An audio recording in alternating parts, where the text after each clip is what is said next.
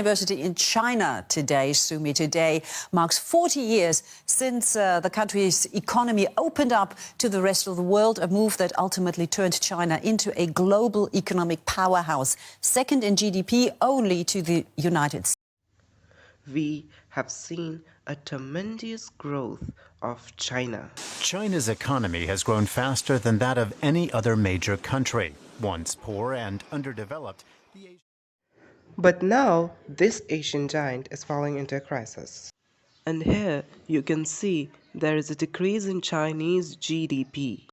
And now let's see what are the reasons for these crises in China. One of more than 100 on this site here. And this particular compound is one of many just like it all across China. Abandoned, empty, a headache for China's policymakers.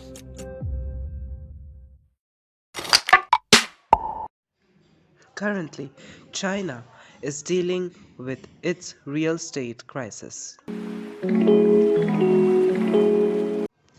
It is because the Chinese citizens are not willingly to pay for these houses, which creates a real estate bubble in the economy. Feels like a big post-apocalyptic opera house in Paris or something. But as you can see, this is the showroom where they used to bring interested customers and show them what the grounds were going to look like, what their mansions were going to look like.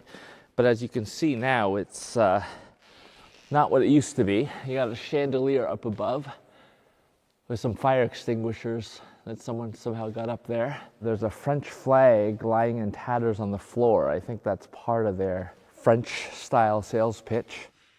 A decades-long real estate boom prompted developers to take on a lot of debt to build homes ahead of demand. Plans for this site included a golf course, a convention center, and a hotel. Greenland sold less than 5% of the homes here before construction stopped. I think we may be in this building here. Either way, this is the vision that Greenland Group, the developer of this project, originally had in mind. The developer hasn't given an official explanation for why it stopped work here, but it doesn't look like they're about to restart anytime soon. This housing bubble by imposing strict debt and cash flow targets on developers. Property giants crumbled, setting off a chain of developer defaults. This is just another of the residential property developments in Shenyang that have frozen in their tracks.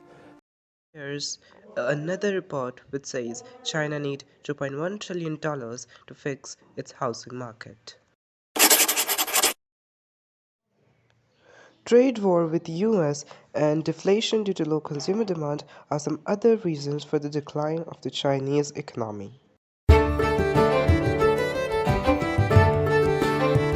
Despite all this, China is on the stage of recovery and it's regaining its growth ground.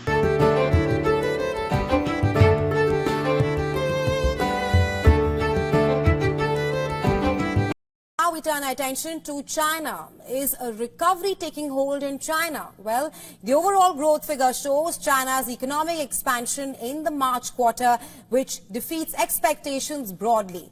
Data early on Tuesday showed factories powered China's economic growth.